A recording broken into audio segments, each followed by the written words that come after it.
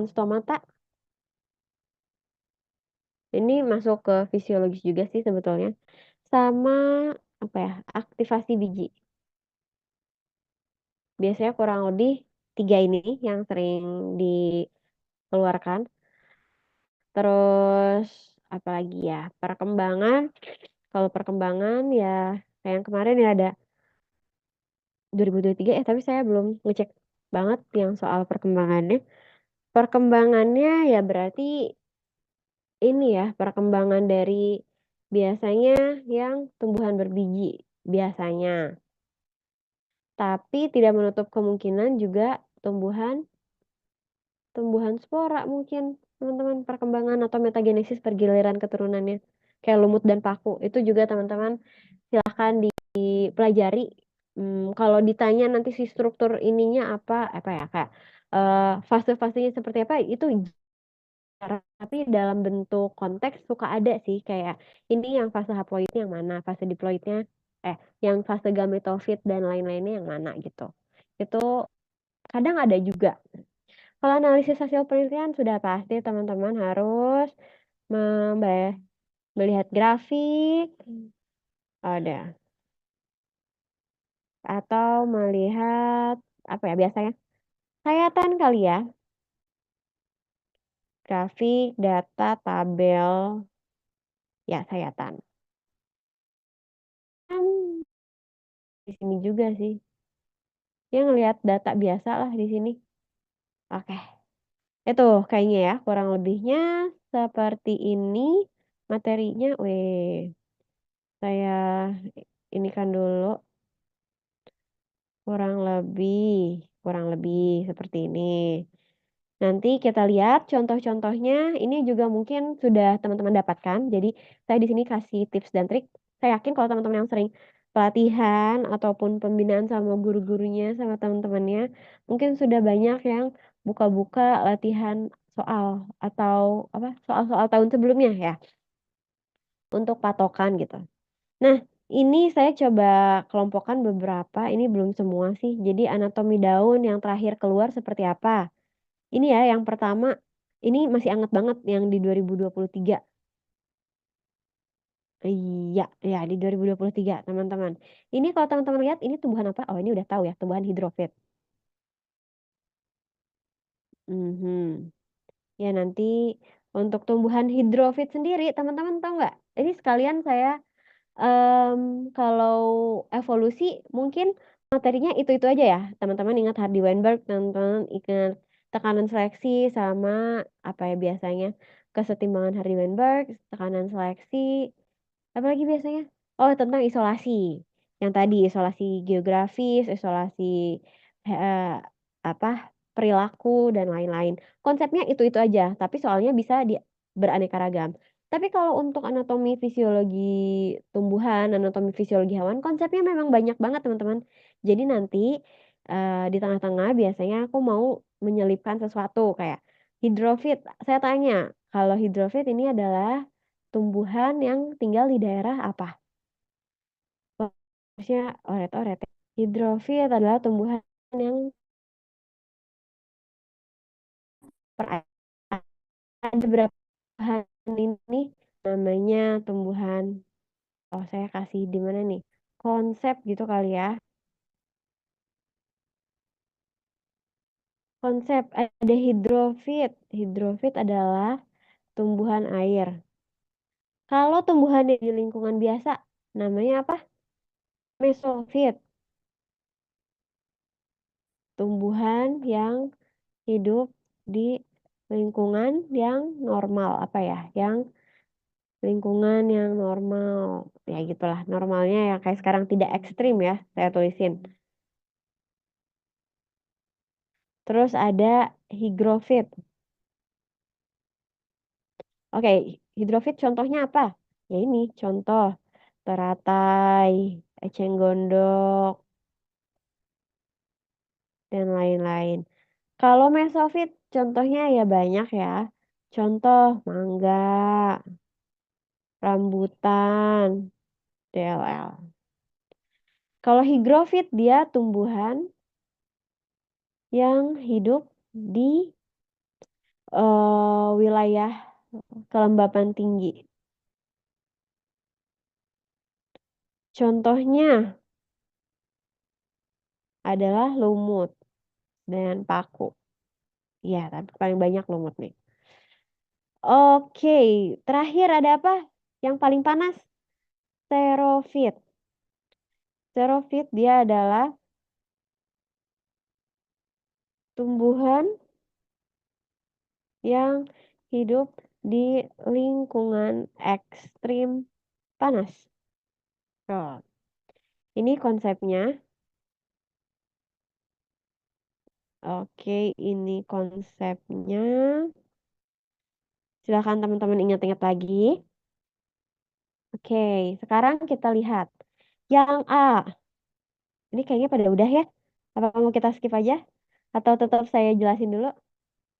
Nah, kalau di daun itu kayak gimana? Oke, saya coba liatin dulu deh grafiknya biar tidak bingung. Oke, secara umum teman-teman harus bisa bedain ini. Untuk konsep daun teman-teman harus bisa bedain ini.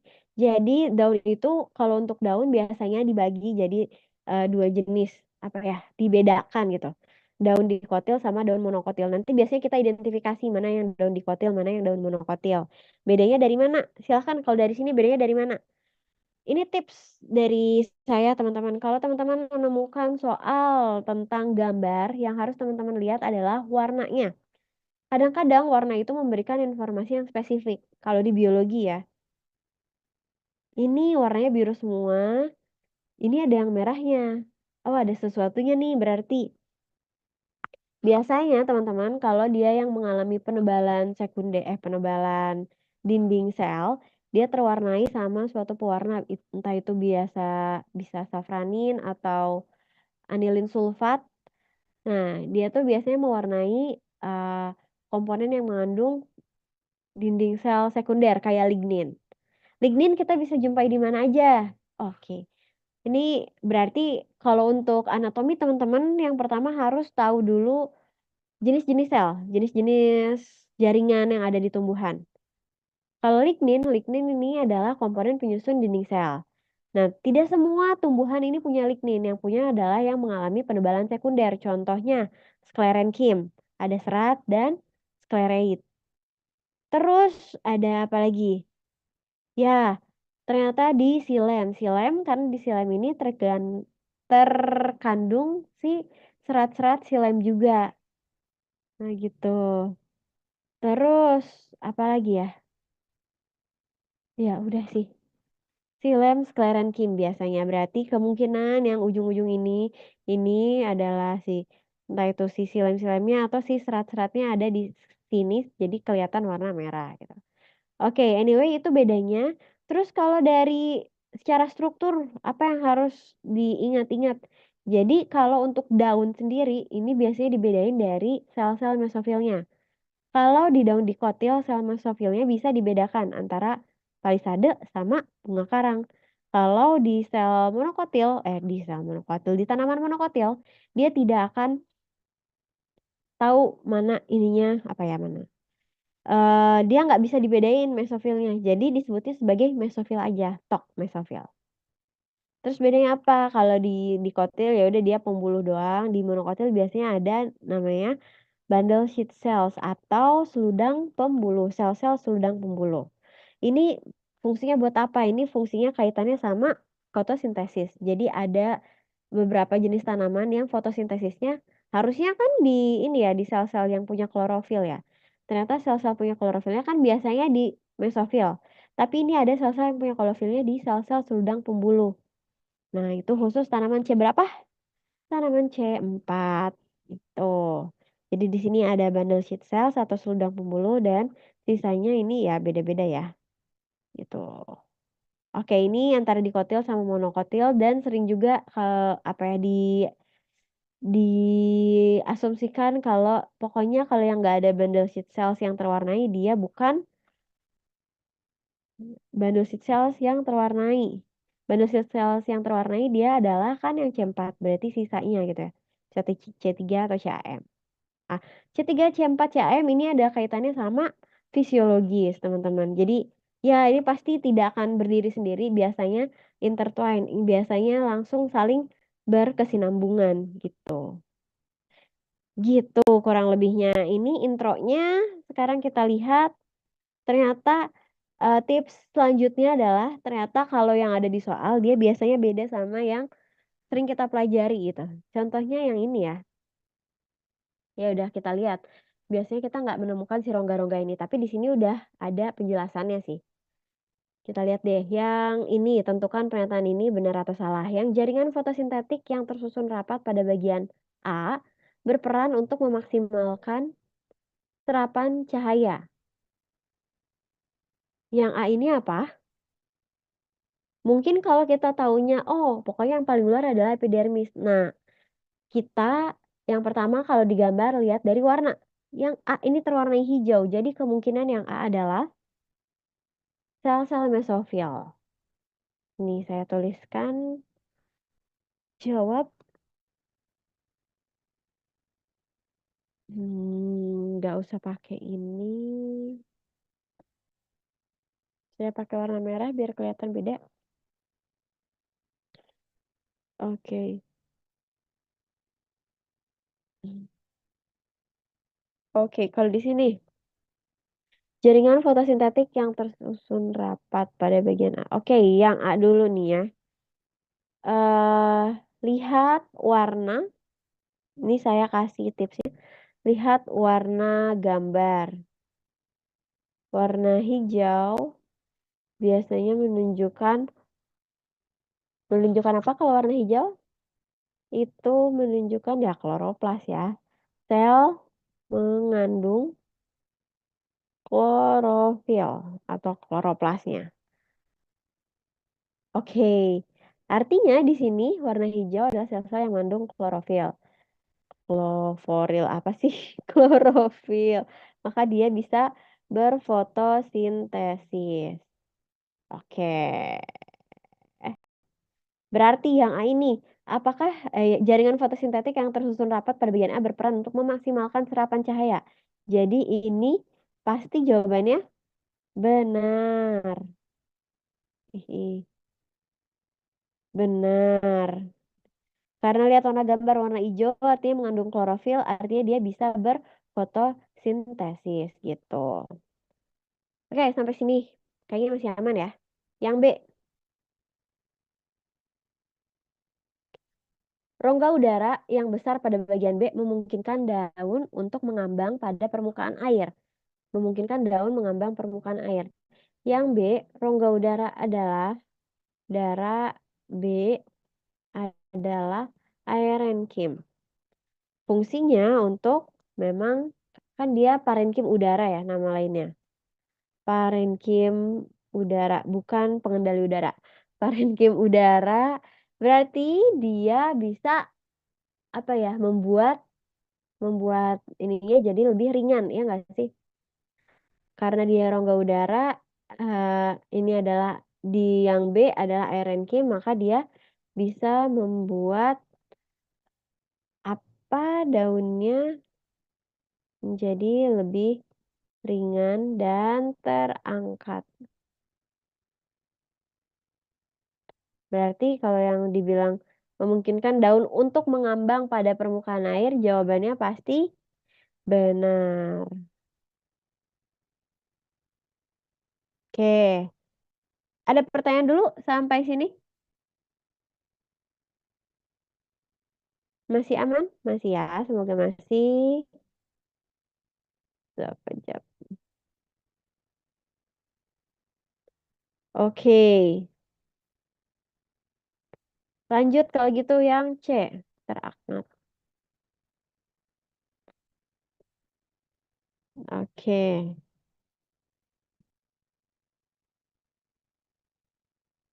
Yang C, struktur silem pada bagian C mentransfer air lebih efektif dibandingkan dengan tumbuhan darat.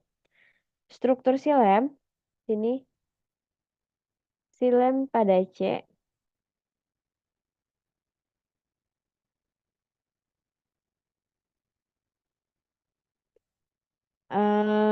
Oke, silem seperti pada C itu seharusnya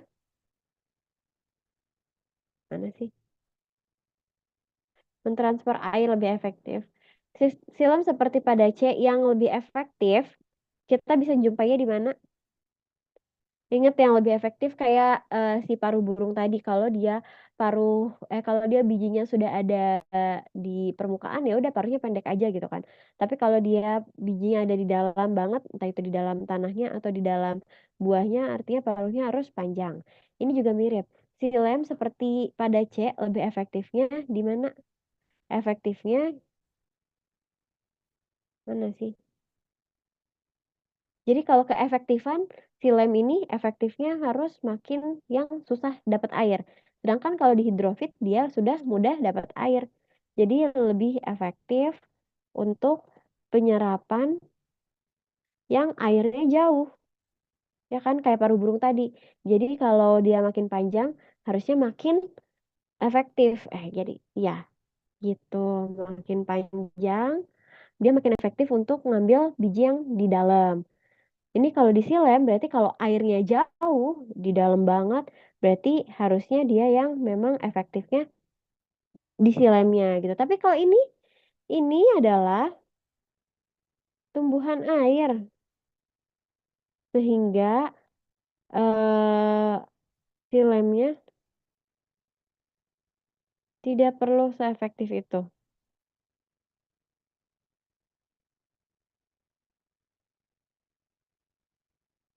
Efek.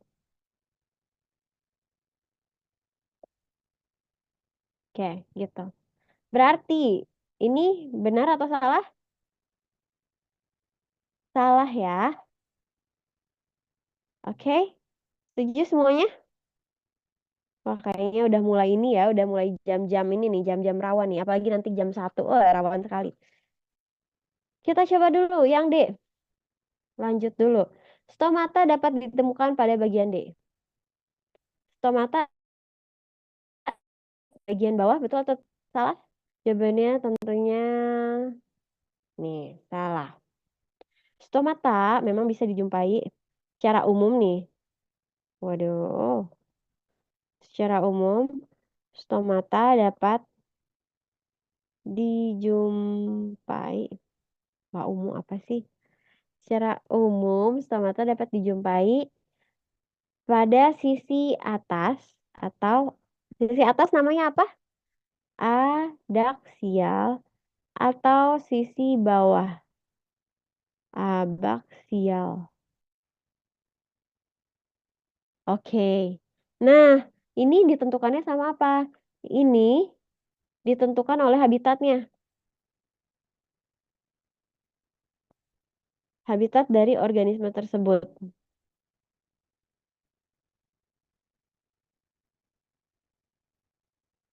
Misalnya berarti kalau normal, kalau tumbuhannya normal, kalau normalnya dijumpai di bagian apa? Adaksial atau abaksial? Normalnya stomata banyak dijumpai. Tuh. Di sini secara umum stomata dapat dijumpai pada sisi atas, ya kan? Normalnya mana?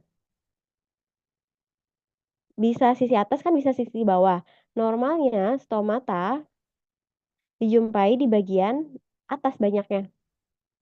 Ini banyaknya. Kalau bawah ada nggak? Atas atau bawah?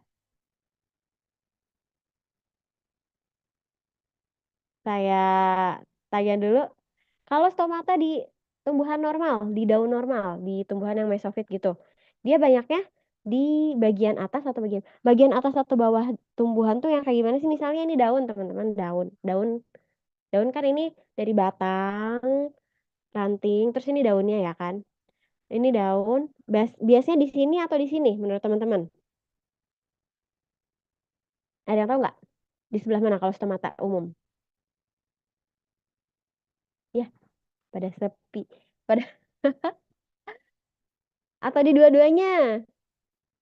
Secara umum bisa dijumpai di dua-duanya, tapi normalnya stomata banyaknya dijumpai di bagian bawah dalam kurung abaksial.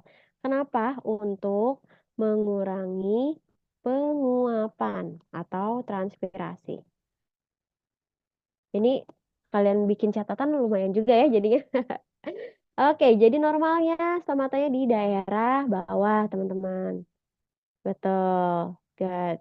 Jadi kalau di daerah atas ada nggak? Artinya kalau di daerah atas emang sama sekali nggak ada, Kak? Di daerah atas ada, tapi sedikit. Jadi kita bisa bilang di daerah atas umumnya tetap ada, tapi jumlahnya sedikit, gitu ya. Nah, ini di tanaman yang umum. Tapi kalau di tanaman air, kebalikannya. Di tanaman air, kebalikannya. Kenapa? Karena bagian bawah dari tanaman air udah pasti terendam sama air. Makanya mau nggak mau dia harus di bagian atas. Walaupun jadinya dia mungkin banyak terpapar sama sinar matahari ya. Tapi itu lebih baik dibandingkan dia ditaruh di bawah yang mana nanti airnya bisa masuk terus-terusan nanti. Kok kalau air masuk terus-terusan bagus dong, kan tumbuhan butuh air, ya nggak?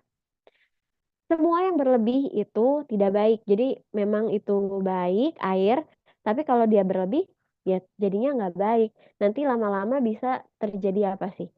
Nanti kan osmosis airnya, lama-lama nanti si selnya bakal turgid semua. Itu jadi nggak bagus juga gitu.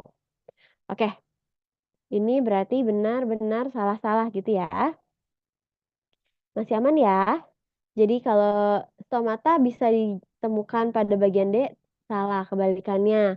Stomata dijumpai pada bagian atas daun. Gitu. Oke, sampai sini dulu ada pertanyaan terkait ini struktur, ini masih struktur banget. Saya yakin teman-teman juga udah sering membahas nih yang ini, karena kemarin dipakai buat simulasi juga ya kan? Jadi harusnya udah terbahas. Kalau yang ini mungkin banyak dari teman-teman yang sering membahas ini juga.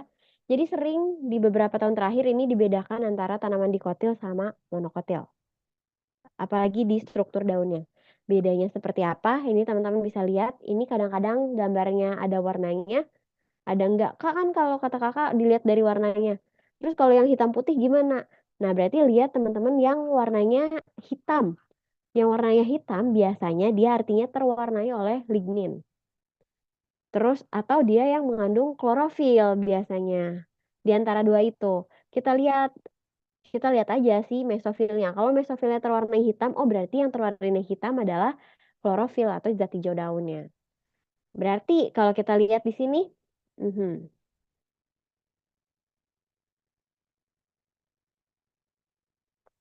kita lihat apakah tanaman A dan B merupakan tanaman monokotil? Saya tulis dulu. Yang tadi benar-benar salah-salah. Saya coba copy paste di sini. Oke. Yang A nih, guys. A dan B merupakan tumbuhan monokotil, betul atau salah? Cara taunya dari mana? Saya langsung tulisin ya di sini.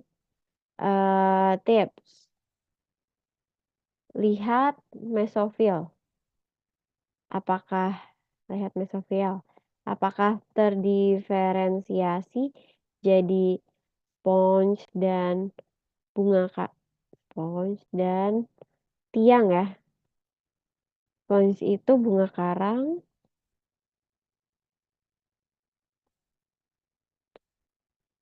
atau tiangnya adalah palisade gitu. Kalau oke, lihat mesofil. Kalau tidak bisa dibedakan, kalau kalau bisa dibedakan dulu dong. Kalau bisa dibedakan, dia adalah oh, kalau bisa dibedain berarti dia tanaman apa? Dikot atau monokot? Dikot ya. Kalau bisa dibedakan dikotil, kalau tidak eh, tidak bisa dibedakan. Dibedakannya gimana, Kak? Monokot. Dibedakannya dibeda dibedakan. Apa sih? Dibedakan. Dibedakannya dari mana ya? Ini isinya. Apakah kayak gini, kayak tadi nih? Ada yang memanjang-memanjang kayak gini atau semuanya bulat-bulat? Kalau dilihat dari sini, ini kan semuanya bulat-bulat ya, nggak ada yang sel-sel panjangnya, nggak ada sel-sel palisadenya. Artinya dia adalah benar. Eh, iya, monokotil kan nggak bisa dibedain. Benar. Oke, ada pertanyaan? Belum? Kalau yang B, laju A dan B menggunakan jalur fotosintesis yang berbeda. Taunya dari mana? Kalau jalur fotosintesis C3, C4, oke, kita ini diferensiasi, enggak. Pembagian jenis jalur fotosintesis C3 dan C4 biasanya dilihat dilihat dilihat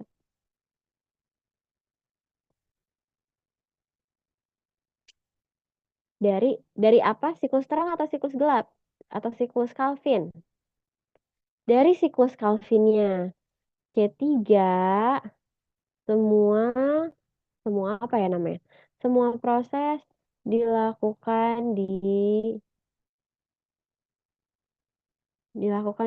tilakoid.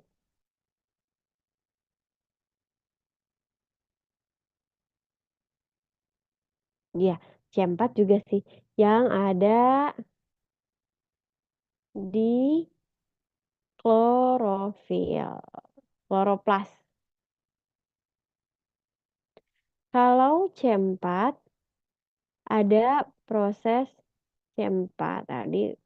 Waduh, waduh, waduh. Oh, tilakoid yang ada di kloroplas. Emang tilakoid pasti ada di kloroplas ya. Tilakoid yang ada di mesofil. Sedangkan kalau C4 ada proses yang juga dilakukan di bandel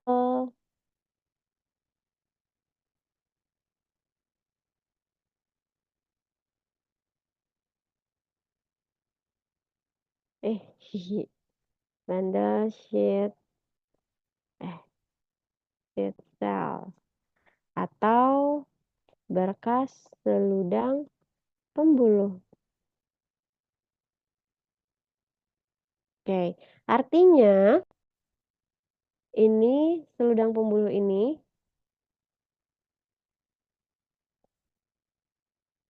harus terwarnai, ya, terwarnai apa? Hijau juga atau gelap. Ya, kalau di hitam putih dia gelap gitu. Oke. Nah, kalau di sini kita lihat bundle sheet cellsnya yang mana yang ini ya? Ini yang satu ini terang-terang. Oke, berarti dia tidak terjadi fotosintesis di sini. Tapi kalau yang A, dia ini bundle sheet cellsnya gelap ya. Artinya yang A, sampel A menunjukkan bahwa fotosintesis juga terjadi pada mana namanya di itu jadi di sel-sel seludang pembuluh. Oke. Berarti kalau ini apakah jalurnya berbeda? Jawabannya benar gitu. Lanjut, yang C. Laju fotosintesis pada tumbuhan A lebih tinggi dibandingkan tumbuhan B pada kondisi tekanan parsial CO2 yang lebih tinggi. Nah, ini kaitannya sama fisiologi, teman-teman. Oke, saya coba inikan dulu ya yang fisiologinya. Sedikit dikasih gambaran. Oke, untuk fisiologi sendiri, mana ya? Mungkin ini teman-teman yang perlu diingat. Jadi kalau teman-teman sering lihat ini adalah siklus yang dilakukan oleh tanaman C3 sebetulnya. C3 apakah berarti karbonnya 3 yang masuk? Iya, karbon memang selalu 3 yang masuk, tapi C3 ini lebih ke apa ya, penamaannya lah ya. Jadi C3 ini nantinya akan ditangkap sama RUBP, nanti dibantu sama enzimnya namanya Rubisco. Jadi difiksasi, kadang-kadang ada yang bilang difiksasinya langsung sama Rubisco-nya, kadang ada yang bilang ya sama substratnya dulu dong si RUBP, terus nanti dibantu sama si Rubisco. Terus nanti diubah jadi ya PGA dan lain-lain. Ini saya yakin teman-teman juga udah mungkin sering ngeliat gambar yang kayak gini. Nah, ini yang ditanyainnya kayak gimana, Kak? Apakah semuanya nanti diurutin kayak gitu? Itu jarang banget. Ini justru yang ditanyain kadang-kadang yang terkait ini yang terjadi reduksi atau oksidasi nih untuk NADPH-nya, terus di sini nanti, output-nya apa hasil terakhirnya, gitu-gitulah. Nah, kalau ini di tanaman C3 teman-teman lihat, berarti kan dibantunya sama Rubisco, nanti diubah jadi 3 fosfogliserat, terus jadi 1,3 bifosfogliserat dan lain-lain, seterusnya nanti bakal dihasilkan lagi si substrat yang RUBP ini. Itu. Tapi tadi dibilang kalau yang lain gimana Kak? Kalau yang C4 atau CAM? C4 berarti apakah karbon yang masuknya 4? Bukan gitu ya. Jadi untuk C4 sendiri ini bedanya kayak gini, C3, C4, CAM. C3 semuanya berlangsung di mesofil. Mesofil daun di kloroplasnya. Kalau C4 di sini dia ada yang berlangsung di mesofil, berarti si reaksi terangnya masih di mesofil. Tapi untuk reaksi atau siklus Calvinnya dia dilakukannya di bundle sheath atau di seludang pembuluh gitu. Kalau CAM gimana? Kalau CAM ya dia ini kayak campurannya, teman-teman. Jadi memang dilakukannya di mesofil dua-duanya, tapi biasanya ngambil airnya di malam hari, terus ngisi di pagi hari gitu. Kok ngambil air? Pemecahan air ya di malam. Kok ngambil air? Ngambil karbon dioksidanya. Terus nanti dilakukan si siklus karbonnya di siang hari. Siang harinya dalam artian dia harus mendapatkan cahaya gitu. Ini. Nah, makanya di sini kadang-kadang suka dibilang ya kalau siklus gelap itu jadi kurang tepat karena kan di sini sebetulnya dia kalau di C3, C4 kalau dia terjadi di malam hari juga masih bisa. Yang penting dia tidak memanfaatkan energi matahari. Gitu doang. Nah, dari sini lebih detailnya seperti apa ini teman-teman. Jadi, nah inilah, ini aja. C3, CAM, C4. Kita lihat C3 sama CAM sama-sama di mesofil. Bedanya gimana? Tapi di mesofil ini ternyata kalau untuk enzim yang berperannya karena CAM adalah di tempat yang ekstrim biasanya nanti CO2-nya juga jadi rendah, akhirnya dia butuh sesuatu enzim yang mengikat CO2-nya lebih tinggi, afinitas terhadap CO2-nya lebih tinggi yaitu enzim PEP karboksilase. PEP karboksilase ini PEPC nih nantinya dia akan mengubah nanti si karbon yang masuk jadi malat, terus asam malat nanti jadi pirufat, sebelumnya kadang-kadang ada yang dibilang jadi oksaloasetat gitu. Apakah oh iya oke. Nanti PPT-nya saya share juga sekalian sama yang lain-lainnya di kelas di Google Classroom ya sekalian. Nanti dari malat, oksaloasetat, dan lain-lain, nanti akan jadi pirufat, nanti baru dia yang dari malat ini nantinya akan membantu si pemfiksasian si CO2 oleh nanti dibantu lagi sama Rubisco. Jadi PEP karboksilase ini adalah yang pertama. Ya, apa ya, ibaratnya bantuan lah, karena kondisi karbon dioksidanya kurang. C4 juga sama. C4 bedanya dia pertamanya dilakukan di mesofil tapi nanti yang fiksasi sama Rubisco-nya dilakukannya di bundle sheath cell. Jadi dua-duanya memang sama-sama pakai Rubisco tapi utamanya untuk fiksasi karbon. Fiksasinya tahu teman-teman? Fiksasi itu kan mengambil sesuatu yang dari alam.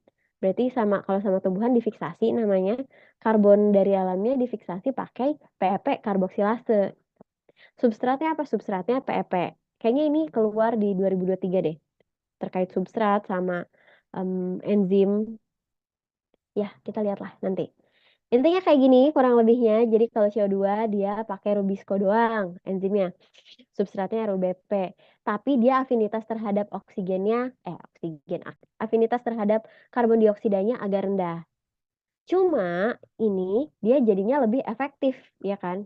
Lebih efektif kalau C4 sama CM dia ini afinitas terhadap karbon dioksidanya jadi tinggi.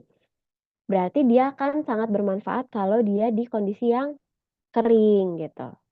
Nah, kalau di kondisi yang basah, terus kondisinya dia banyak karbon dioksidanya, kira-kira mana yang lebih menguntungkan? CO2 atau CO2, C3 atau C4? Mana nih yang paling menguntungkan kalau dia berada di kondisi yang oke lah, lingkungannya normal, terus tekanan karbon dioksidanya, tekanan parsial untuk karbon dioksidanya banyak. Mana yang lebih efektif? Yang lebih efektif adalah di tanaman C3, teman-teman. Jadi ibaratnya ini mirip sama bakteri, mikroba, aerob, anaerob. Ada yang anaerob fakultatif, ada yang obligat. Nah, kalau yang fakultatif dia nih kalau ada oksigen ya dia pasti pilih oksigen gitu. Kalau yang obligat dia kalau ada oksigen jadi racun. Nah, kalau fakultatif anaerob dia kalau ada oksigen dia pakai oksigen, tapi kalau nggak ada dia bisa pakai yang lain gitu. Nah, ini juga agak mirip-mirip. Jadi kalau si karbon dioksidanya banyak, ini mendingan C3 aja. Tapi kalau dia sedikit, tekanan parsial karbon dioksidanya sedikit, dia baru pakai yang PP karboksilase. Baru yang jalur C4 atau CAM. Begitu. Begitu kurang lebihnya. Contoh soalnya kayak gimana, Kak? Contoh soalnya yang ini, yang tadi. Salah ya. Oh iya, bener yang ini. Kita udah bahas yang mana? Sekarang bahas yang C. Laju fotosintesisnya nih. Di tumbuhan A lebih tinggi dibanding tumbuhan B pada kondisi tekanan parsial CO2 yang lebih tinggi. Ingat, oh, PCO2 tinggi justru akan membuat apa ya namanya eh apa sih namanya PCO2 yang tinggi justru akan membuat tumbuhan lebih cenderung menggunakan rubisco dibanding PEP karboksilase. Nah, kalau di sini kita lihat, oke, laju fotosintesis pada tumbuhan A. Pada tumbuhan A adalah C4, lebih tinggi dibanding tumbuhan B pada kondisi tekanan parsial CO2 yang lebih tinggi. Ingat? Oke. Rubisco ini adalah berarti dia C3 ya kan? Dibanding PP karboksilase C4. Artinya ini kemungkinan besar salah. Kebayang nggak nih teman-teman? Ini kalau saya terlalu cepat atau terlalu lambat, boleh di Japri, di DM aja, Kak, Kak, Kak. Bentar, pelan-pelan dulu gitu. Saya mencerna dulu. Atau barangkali ada yang mau bertanya dulu? Open mic lagi mungkin boleh? Atau sudah aman semuanya di sini? Ini, karboksilasi pertama di tumbuhan B menghasilkan asam malat atau asam aspartat. Kita lihat, tumbuhan B karboksilasi pertamanya apa? Di sini PGA ya, dia kan dari rubisco. Kita lihat lagi di sini. Kalau dari rubisco dia langsung jadi PGA, fosfogliseral. Nih, ya, dia jadi PGA. Alright, berarti ini mana sih? Tumbuhan B. Aduh, aduh. Tumbuhan B hasil karboksilasinya adalah PGA. Kayak gitu. Kalau ditanya asam malat atau asam aspartat, dia di apa ya? Dihasilkan oleh tumbuhan yang A gitu. Ini ketukar jadinya. Oke, sampai sini dulu ada pertanyaan? Tak. Ada pertanyaan, teman-teman?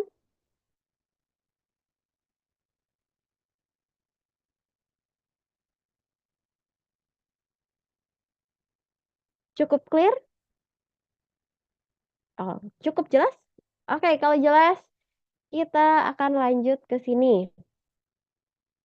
Ini anatomi, masih anatomi ya. Kita cobain dulu jenis-jenis anatomi biasanya yang keluar apa aja. Kita langsung kerjain yang ini. Perhatikan anatomi organ daun dari 4 spesies tumbuhan di bawah ini. Ada A, B, C, D. Ini udah jelas banget nih. A beda sendiri. A tanaman apa? Tanaman dikotil ya. Kalau yang B, C, D itu kemungkinan monokotil memang. Nah, ini berarti jawabannya yang nomor satu benar-benar salah. Oh, yang ini salah.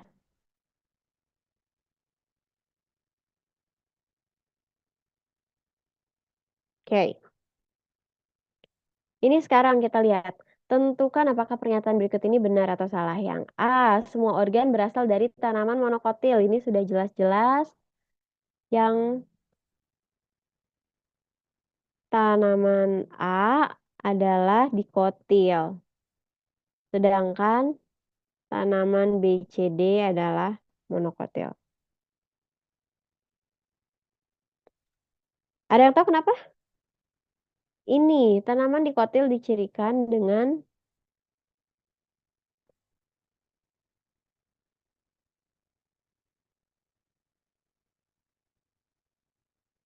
tanaman dikotil dicirikan dengan dimorfisme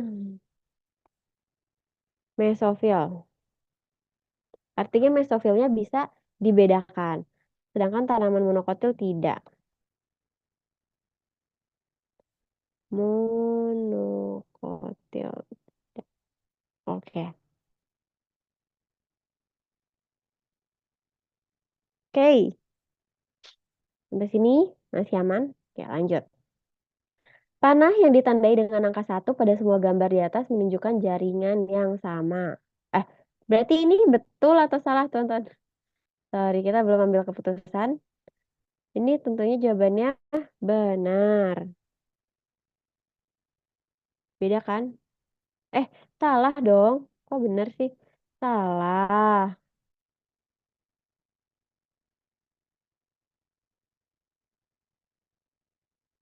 Oke, gitu ya.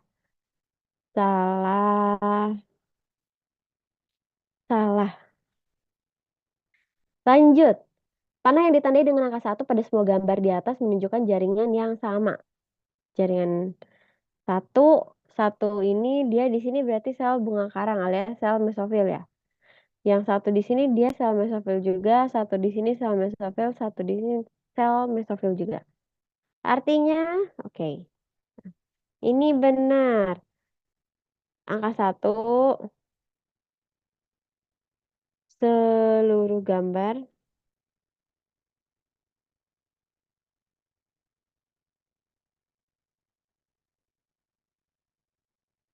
merupakan atau menunjuk ya. Menunjuk pada jaringan di kok pada jaringan di kotak. Benar, angka 1 pada seluruh gambar jaringan mesofil di kotil. Ya Tuhan, banyak typonya. Oke, ini sepakat semuanya? Oke, sekarang yang C. Gambar B dan C menunjukkan jalur fotosintesis C4. B dan C. B ini, C ini. Oke, kita taunya gimana di situ mesofilnya dipakai atau tidak. Berarti kita cek mana yang warnanya sama dengan warna mesofil. Gambar gambar gambar B ini dia tidak sama ya apa ya, sel-sel seludang pembuluhnya nggak sama kayak mesofil kan, artinya dia tidak mengandung kloroplas. Ya saya tulis ya. Pada gambar B, sel seludang pembuluh, pada gambar B, sel seludang pembuluh tidak terwarnai hijau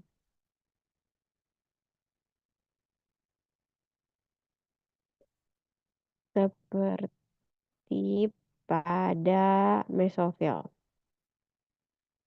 Artinya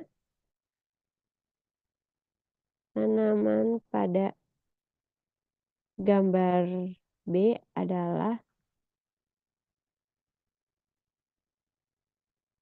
tanaman C3. Sedangkan pada gambar C, sel seludang pembuluh terwarnai hijau seperti pada mesofil.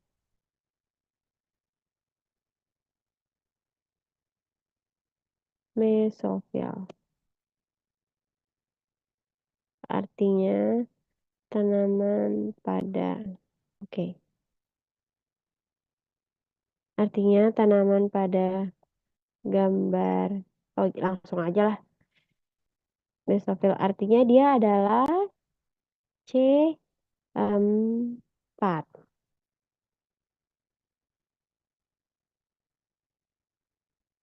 Gitu, guys.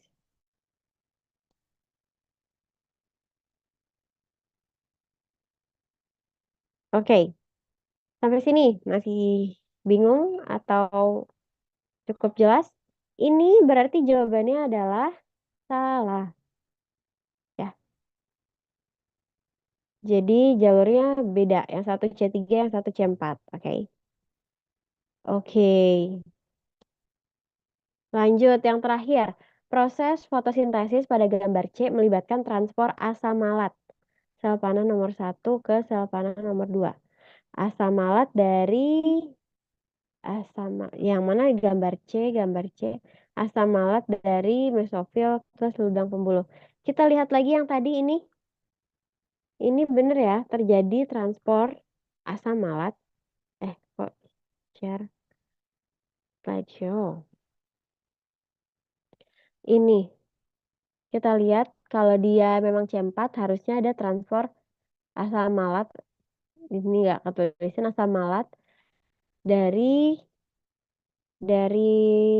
ini namanya mesofil menuju ke bundle sheet cells gitu.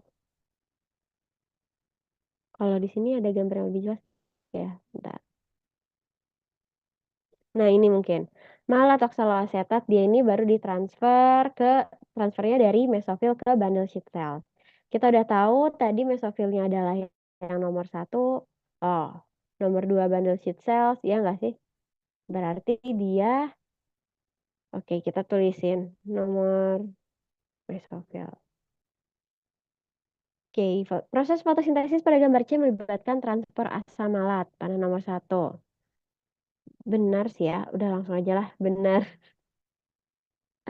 Proses fotosintesis di gambar C, transport asam malat.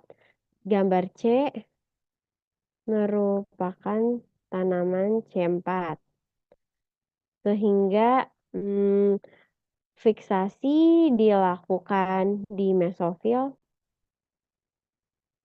Namun, apa ya namanya? Oh, fiksasi dilakukan di mesofil, namun tahapan selanjutnya tetap dilakukan di kloroplas yang ada di sel tubuh. Di sel tubuh. Di sel mesofil. Emangnya hewan. Eh, Astagfirullah, di bundle seed. Seludang bola. Ya Tuhan. Lumayan ya. Oke. Sudah mulai ini tergocek. Ini kita lihat lagi gambar C. Gambar C, proses fotosintesis di gambar C ini melibatkan transport asam malat dari 1 ke 2. Satunya adalah mesofil, duanya adalah sel seludang pembuluh. Berarti ini sudah benar ya. Benar, karena sesuai dengan gambar yang ada di sini juga. Sampai sini dulu ada pertanyaan, teman-teman? Oke. Ya. Oke, ada pertanyaan. Gimana cara ngebedain jaringan mesofil dan seludang pembuluh? Oke. Ini jelas sekali. Jadi kalau untuk, oh sorry bukan di sini.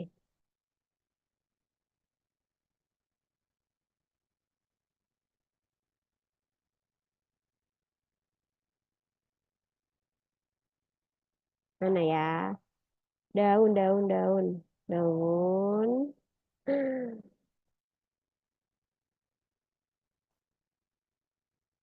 Oke, sejujurnya kalau gambar bagusnya kayak gini. Jadi kalau memang yang kita sering dapat naskahnya itu kan udah buram, udah butek banget ya. Kalau di semoga kalau nanti di hari H di laptopnya gitu dia gambarnya tidak sebutak itu. Jadi yang namanya mesofil itu yang mana ya? Mesofil itu yang ini, jaringan parenkimnya teman-teman pengisi.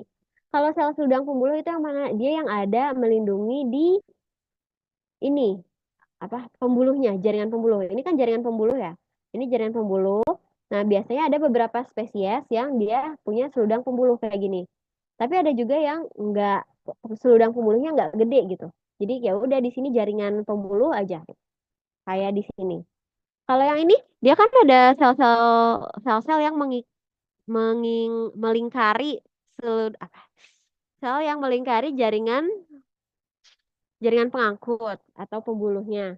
Nah, ini disebutnya sebagai bundle sheath cell. Terus ngebedainnya gimana ya? Ini udah jelas sih yang satu mesofil dia cuma ada di sini, yang satu lagi dia ada di lingkarannya. Kalau di gambarnya kayak gimana Kak kan? Itu kurang jelas ya gambarnya. Coba saya lihat dulu. Oke, kalau di gambar ini mari kita lihat.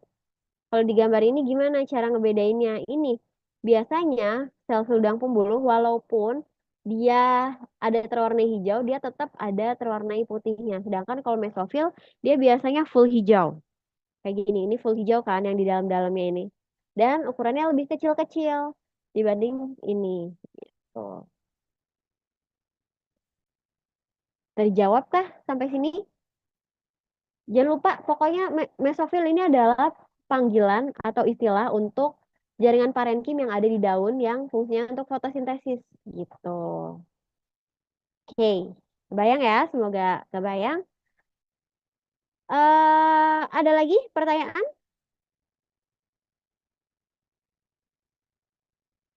Kalau nggak ada, kita akan lanjutkan ke Z. Ke nomor yang ini. Nah, ini yang sering jadi ini juga. Tadi daun udah cukup banyak. Yang biasa, yang harus teman-teman lakukan, yang teman-teman harus biasakan adalah yaitu ngelihat dia ada seludang pembuluhnya atau enggak. Kalau ada seludang pembuluh, dia terwarnai atau tidak. Kalau terwarnai sudah pasti dia C4, kalau tidak C3. Terus lihat dari mesofil yang pertama. Mesofilnya dia bisa dibedakan atau tidak. Kalau bisa dibedakan artinya dia dikotil. Kalau tidak bisa dibedakan artinya dia monokotil. Terus mungkin ada pertanyaan, Kak, apakah semua dikotil ini jadi mana sih? Kemarin tuh ada sempat ada pertanyaan kayak gini. Kak ini kan sering dipakai buat contoh soal C3, terus ini sering dipakai buat contoh soal C4. Apakah semua tanaman di kotil itu C3 dan semua monokotil C4? Jawabannya apakah iya atau tidak?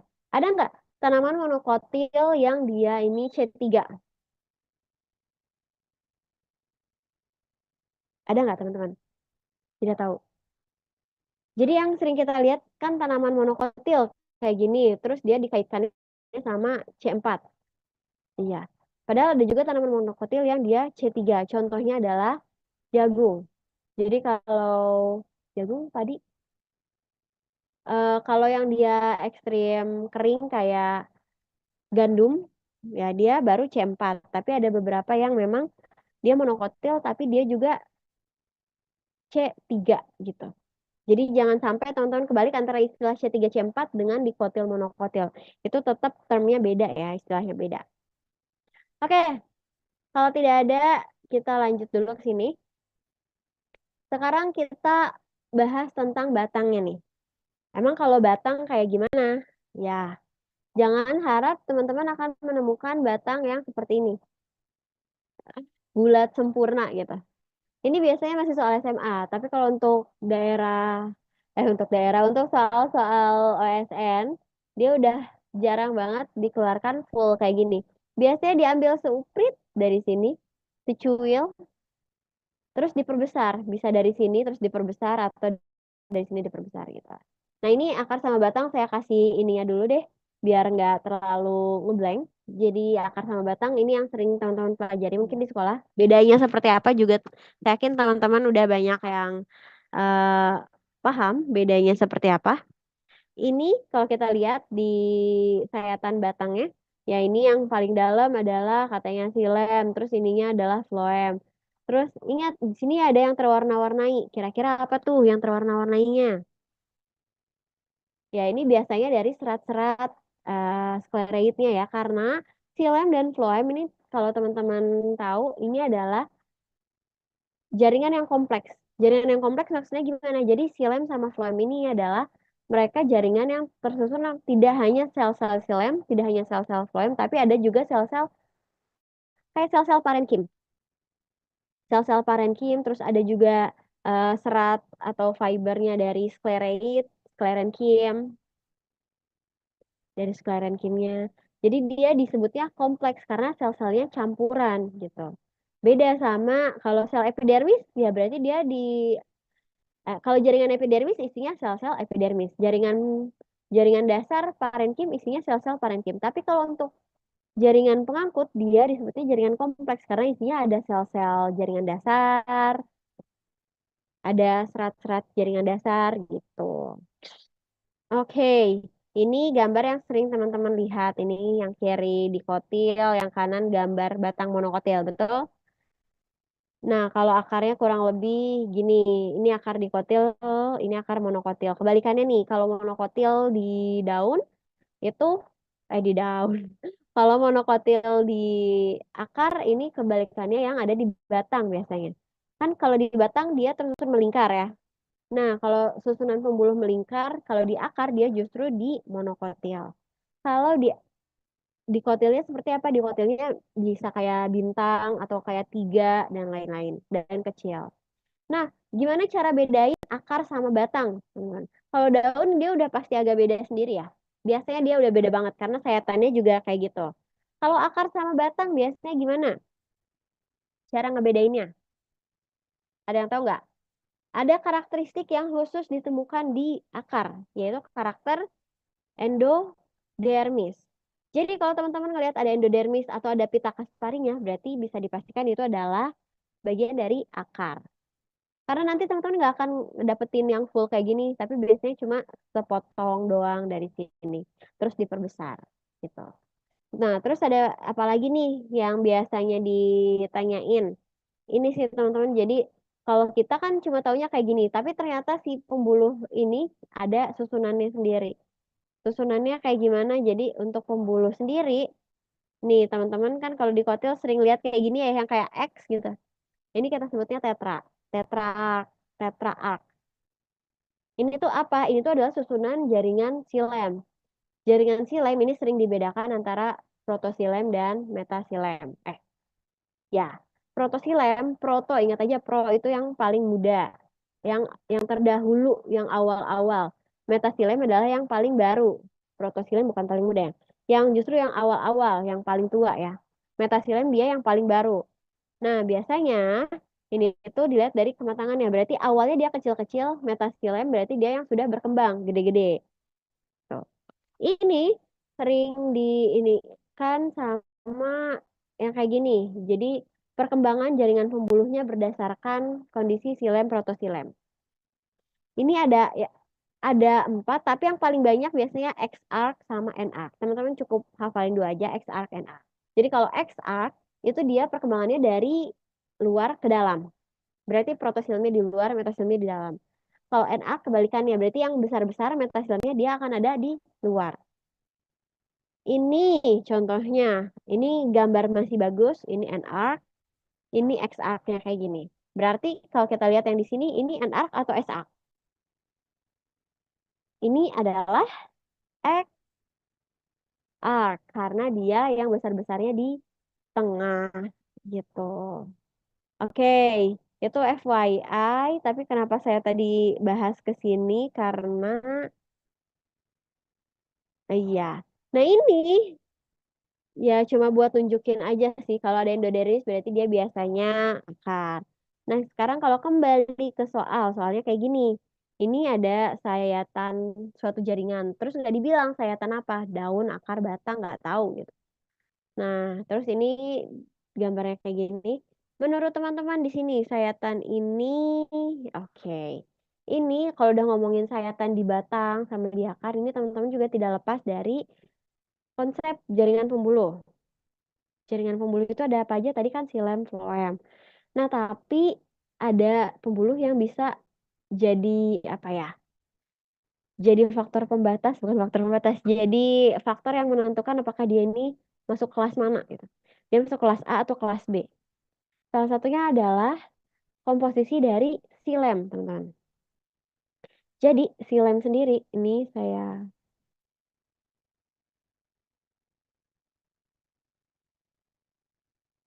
kembali lagi ke sini. Kayaknya kemarin ada nih yang ini. Mana? Yang gambar kayak gini ya. Kayaknya di 2023 kalau teman-teman yang masih ingat di soalnya. Bedanya bedanya kalau yang digambar biasanya dia udah berupa ini ya, bukan animasi lagi. Intinya kayak gini teman-teman. Jadi untuk jaringan pembuluh ada xilem, ada floem. Tadi saya bilang ini adalah jaringan yang kompleks karena dari satu jaringan ini dia tersusun atas berbagai macam sel. Selnya, sel-sel penyusun xilem itu ada sel-sel trakea, ada sel-sel trakeit, ada serat, dan juga parenkim xilem. Sel trakea ini sering disebut juga sebagai vessel. Ya, kalau kita lihat ini lebar banget. Kalau ini lebar gitu dan kalau dibandingin sebetulnya kalau dibandingin sama si sel traket dia ukurannya kayak gini.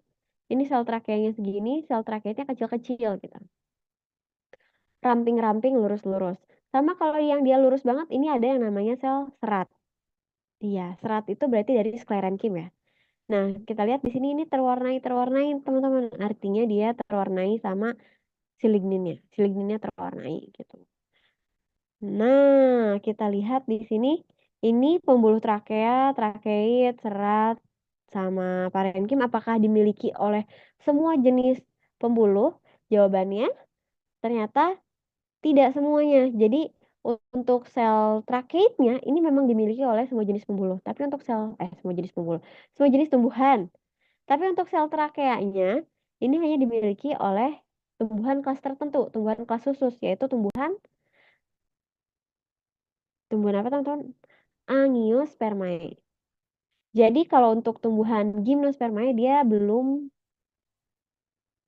punya trakea. Jadi semuanya ini seragam. Semuanya seragam. Trakeit karena trakeit kan ukurannya kecil-kecil, sedangkan trakea ini diameternya bisa beda-beda. Tuh. Ini yang ada di xilem. Terus yang ada di floem gimana? Yang ada di floem ya ini mirip-mirip lah ya. Ada lempeng tapis, kan pembuluh tapis, terus ada tabungnya dan ada juga parenkim tapis. Tuh. Kalau ini agak jarang karena biasanya em, apa ya? Soalnya ternyata yang keluar dalam bentuk transport yang kayak di 2023. Oke, nanti kita lihat deh kayak gimana. Anyway, itu informasinya. Sekarang kalau kita lihat dari soal, jaringan ini berasal dari tumbuhan Gymnospermae. Ingat tadi Gymnospermae adalah dia kalau jaringan kayunya, jaringan pembuluhnya dia cuma punya yang trakeit doang.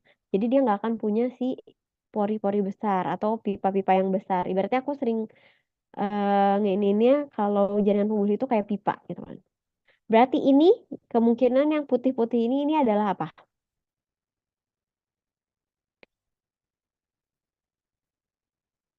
Apa ya yang putih-putih ini? Kalian tahu kah? Dia adalah sel-sel trakea. Jadi kalau teman-teman melihat ada lingkaran putih gini atau nanti ada tulisan vessel itu adalah trakea. Nah, kita lihat. Oke. Eh, saya coba ini dulu. Oke, kunci pembahasan.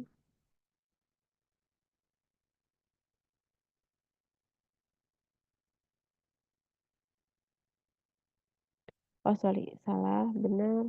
Salah, benar. Oke, kita coba yang ini.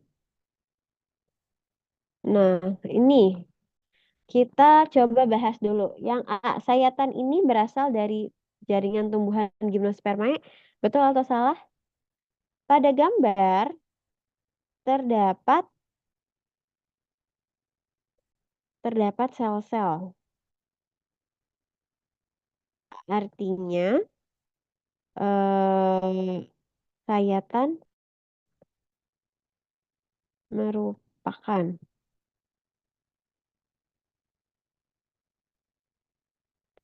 gimnosperme. Nih, gimnosperme. Gimnosperme. Gitu. Berarti apakah eh kok sel-sel trakea? Angios dong kalau trakea. Wah, sudah mulai ya ke balik-balik, sudah mulai berbelit-belit. Kalau gimnos, gini, isinya hanya sel-sel trakeit.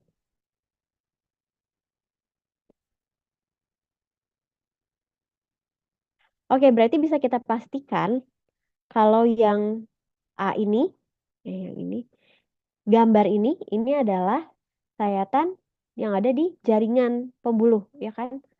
Karena kita lihat di sini ada yang besar, ada yang kecil. Kalau yang kecil dia trakeit, kalau yang besar dia berarti trakea, vessel. Berarti kalau di sini ini jawabannya salah. Oke, terus ada pertanyaan dulu sampai sini. Sekalian aja lah ya. Lanjut, yang B. Ini. Jaringan ini disayat secara tangensial. Apakah dia tangensial? Tangensial yang kayak gimana? Yang kayak gini. Terus ini radial sama transversal. Menurut teman-teman dia disayatnya secara apa? Transversal, radial, atau tangensial? Ada yang mau coba jawab? Oke, Kat. Sepertinya transversal. Oke, transversal, Gat. Oke, jadi ini adalah sayatan secara gampangnya gini, teman-teman. Jadi kalau teman-teman punya apa ya? Kan kalau jaringan pembuluh dia itu kayak pipa gitu ya. Kayak pipa yang memanjang gitu kan dari bawah ke atas. Berarti kan kemungkinan dia kayak gini bentukannya. Nah, sedangkan kita ini bisa ngelihat si pipa-pipanya ini. Kita bisa ngelihat si selang-selangnya ini. Artinya dia kemungkinan dibuka. Dibuka kayak gini, terus ngeliatin kayak gininya ya nggak sih? Nah, ini kalau dibuka di belah tengahnya, terus bakal kelihatan bulat-bulat kayak gini. Artinya ini adalah sayatan transversal. Betul banget. Nah, kalau sayatan radial atau tangensialnya kayak gimana? Ini mungkin ada yang pernah lihat yang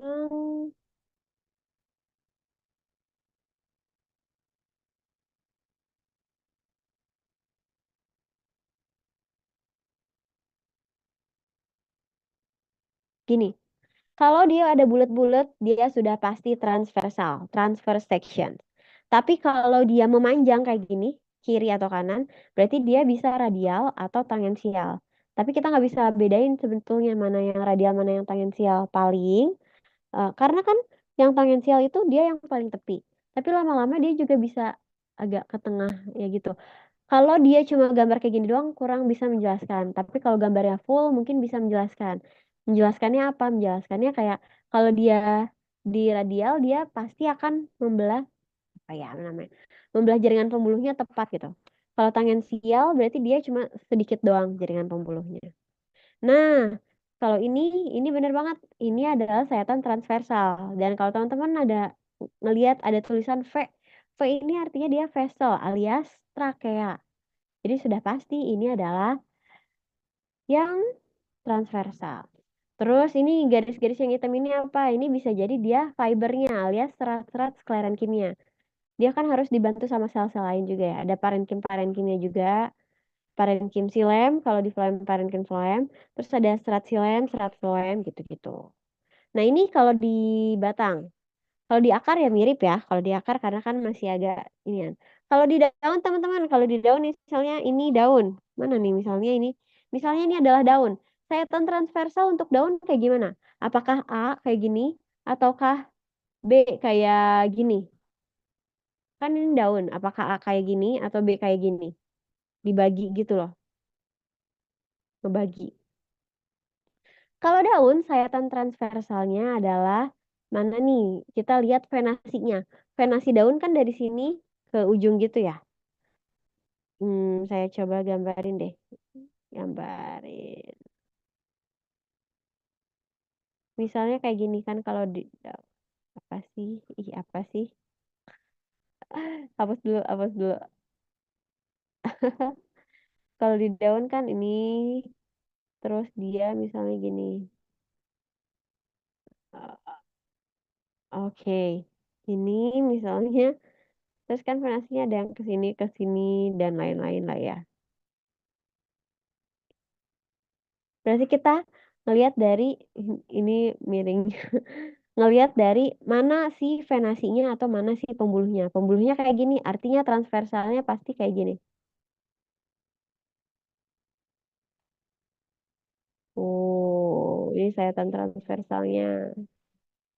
Jadi nanti teman-teman bisa ngelihat jaringan si pembuluhnya, makanya bakal kelihatan kayak di soal-soal yang tadi tuh. Ada bundle sheet cellsnya kelihatan jadi melingkar gitu kan. Gitu. Kalau dari samping gimana ya? Kalau dari samping nanti nggak akan kelihatan bundle sheet cellsnya. Oke, itu doang. Dari sini kita sepertinya bisa jawab, apakah ini diset secara tangensial? Jawabannya salah. Tanaman tersebut, oh tanaman,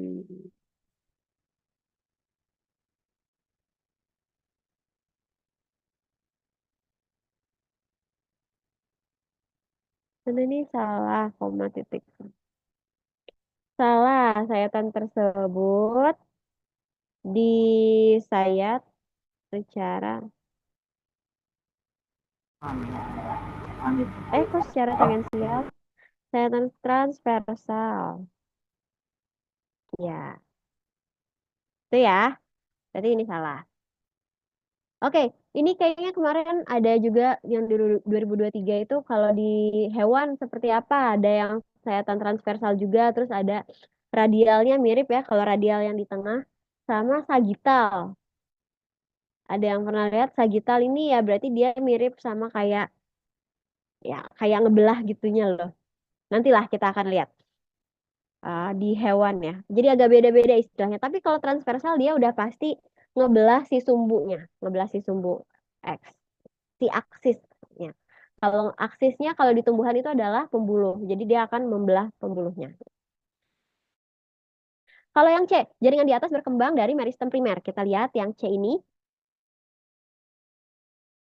dia ini kan memang silem ya. Silem. Terus kita lihat ini silemnya ada banyak lapisannya. Artinya dia udah, masih ingat gak sih kalau silem ini ada yang bakal dibentuk secara sekunder dari parenkim-parenkimnya yang di sekitar jaringan ini, jaringan kambiumnya. Nanti akan terbentuk silem primer, silem primer, silem sekunder, floem sekunder. Terus nanti akan membentuk lingkaran tahun. Nah, ini kan selang-seling antara silem, floem itu akan membentuk lingkaran tahun. Itu yang teman-teman. Nah, kalau di sini lingkaran tahun artinya dia sudah lama, ya kan? Usianya sudah tua. Berarti kalau dibilang di sini jaringan ini berkembang dari meristem primer, teman-teman ingat meristem primer adalah meristem yang pertama kali muncul pas ini ya, pas masa embrionya lah kalau di kita. Kalau di sana berarti kan yang akan nantinya jadi protoderm, prokambium, sama pro, pro apa lagi? Protoderm, prokambium, sama ground meristem. Ground meristem atau meristem dasar. Masih ingat gak sih yang ada di pucuk itu? Kayak gini gambarnya. Hmm,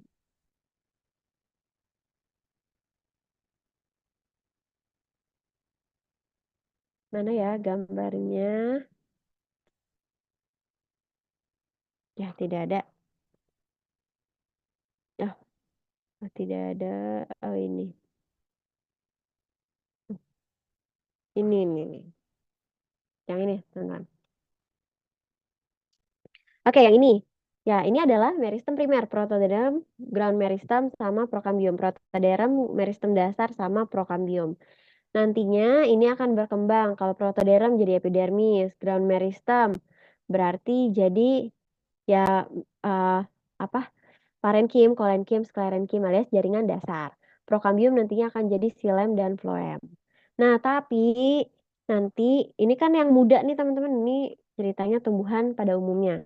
Tapi kalau dia mengalami tumbuhan-tumbuhan yang mengalami perkembangan sekunder, dia akan melibatkan meristem sekunder atau meristem lateral, yang mana nantinya si pembuluhnya kayak ini, dia akan melapis-lapis, berlapis-lapis. Jadi kalau dibilang ini berkembangnya dari meristem primer, jadinya kurang kurang tepat karena pada gambar sudah ditunjukkan, ditunjukkan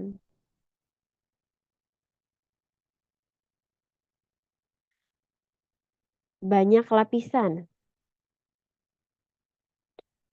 Artinya, karena pada gambar sudah ditunjukkan banyak lapisan. Artinya, dia ini adalah, artinya batang ini sudah berusia lama dan pembuluh,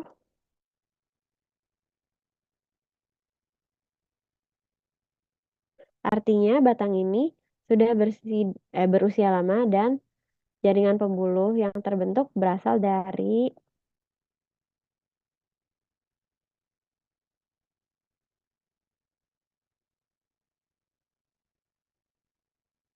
sekunder. Oke,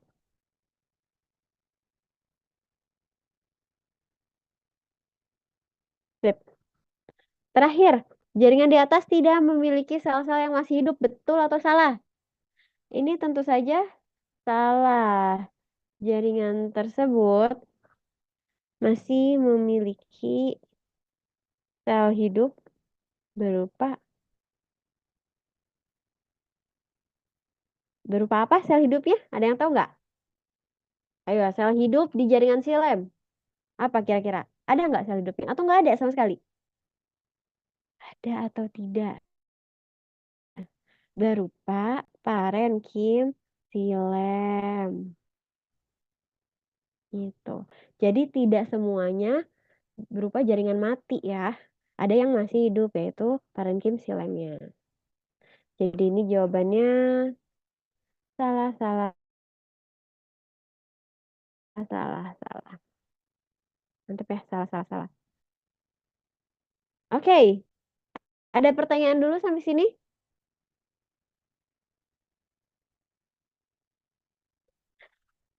Belum ada, 3, 2, 1. Oke, kita bisa berpindah.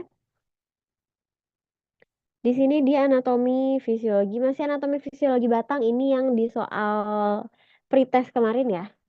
Banyak yang ini ya sih. Harusnya enggak ya. Semoga pada bisa lah. Ini kita lihat, ini ada lingkaran tahun. Kalau sekarang sebetulnya udah jarang dipakai lingkaran tahun. Karena apa? Karena dulunya lingkaran tahun ini dipakainya buat menentukan waktu ya, memang. Apalagi untuk di wilayah tropis yang cuma 2 musim, hujan dan kemarau. Jadi ketika musim hujan sama musim kemarau, dia ini akan menghasilkan warna yang berbeda tumpukannya. Jadi misalnya musim hujan, dia kan lebih banyak nutrisi yang bisa diambil gitu ya. Sedangkan kalau musim kemarau dia lebih sedikit. Tuh. Nah, ini kita lihat kalau di sini langsung ke jawabannya aja.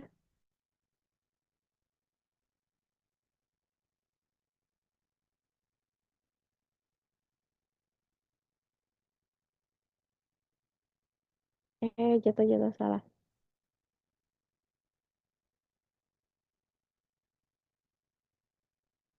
Oke, gimana? Ini perhatikan pola lingkaran tahun dari organ tumbuhan ini. Yang A, pola lingkaran tumbuh asimetrik. Pola lingkaran yang tumbuh asimetrik di atas terbentuk pada tumbuhan yang tumbuh dengan kondisi cuaca yang berubah-ubah. Betul atau salah? Kondisi cuacanya berubah-ubah. Ah, kita tulisin dulu dah. Ini kunci dan pembahasan.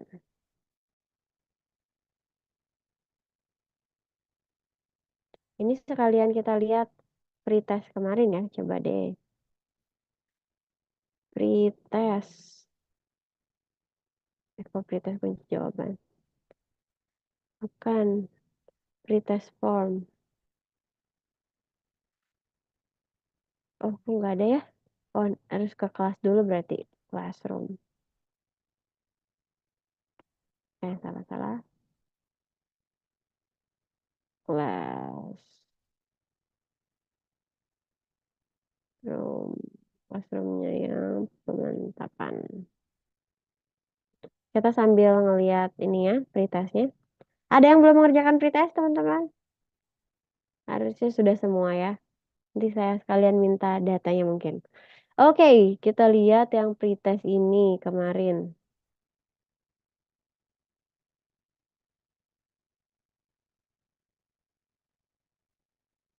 Nomor berapa saya juga lupa. Nanti kita lihat deh.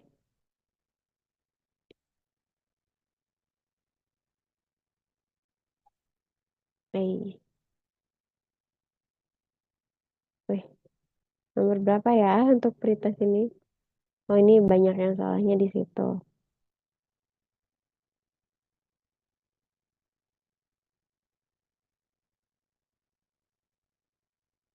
Oh, sorry, nomor 5.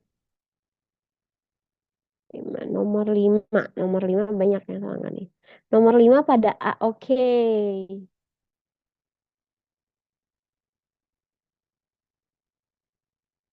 Salah. Nomor 5 ini banyak yang salah juga di A. Kita lihat. Perhatikan pola lingkaran ini. Berarti kan ini dia agak miring ke sebelah sini ya. Tentukan apakah ini benar atau salah. Pola lingkaran tumbuh asimetrik di atas terbentuk pada tumbuhan yang tumbuh dengan kondisi cuaca yang berubah-ubah. Oke, kata kuncinya sebetulnya saya tulis dulu ya. Jadi kondisi cuaca yang berubah akan memengaruhi ketebalan dan ketipisan dari jaringan. Iya gitu. Kodai dari ya kan. Nah, sedangkan kalau di sini iya. Kalau di sini pada gambar bentuk bentuk asimetrisnya berarti bukan disebabkan oleh ke apa ya, ketebalan, ketipisan jaringannya. Jadi bukan karena kondisi cuaca,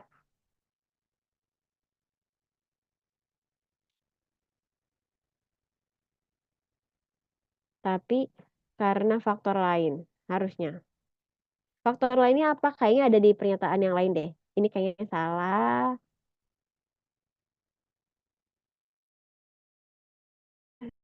Kunci yang copy paste kok.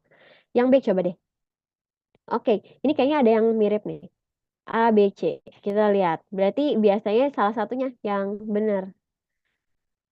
Pola lingkaran tumbuhnya akibat kondisi cuaca. Kalau yang B, pola lingkaran dapat ditemukan pada batang yang mendapatkan hembusan angin.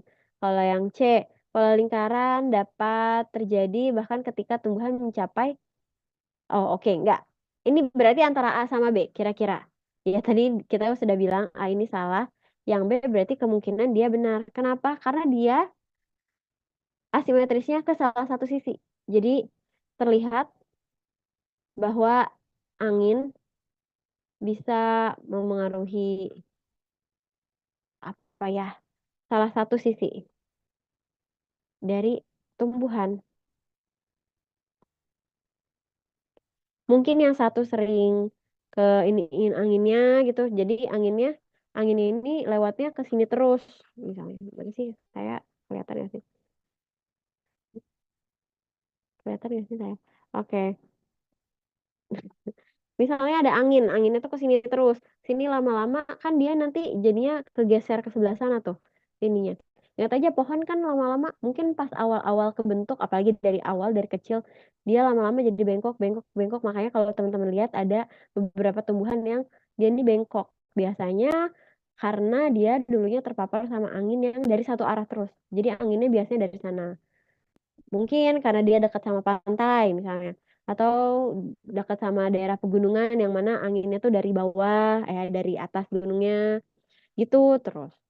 Jadi ini pola lingkarannya yang A akibat, apa namanya, kalau akibat kondisi cuaca yang berubah, tidak. Kalau akibat kondisi cuaca yang berubah yang berbeda adalah ketebalan dan ketipisannya. Tapi kalau gara-gara angin ini bisa jadi, gitu.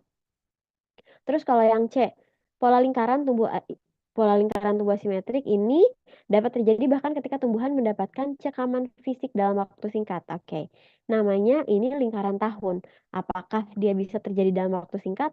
Tentu saja tidak. Jadi di sini salah. Lingkaran tahun terbentuk dalam jangka waktu yang sangat lama.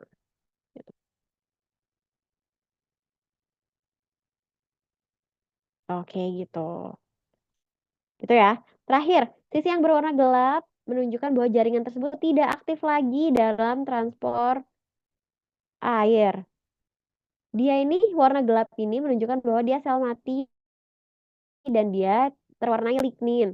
Ini saya warna gelap artinya dia banyak sel mati atau sel mengandung lignin. Bukan karena dia tidak aktif.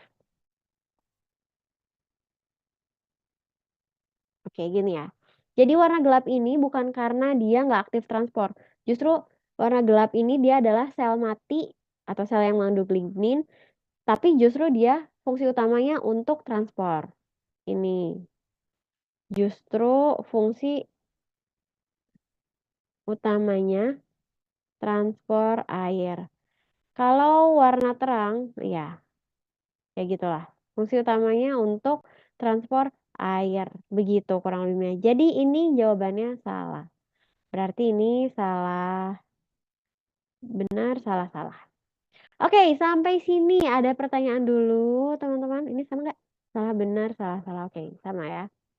Ada pertanyaan dulu atau sudah belum, sudah makin tidak konsen dulu? Oke, baiklah, biar kita sama-sama konsen lagi, mari kita break dulu. Kita akan kembali lagi jam 1, jadi teman-teman boleh istirahat dulu.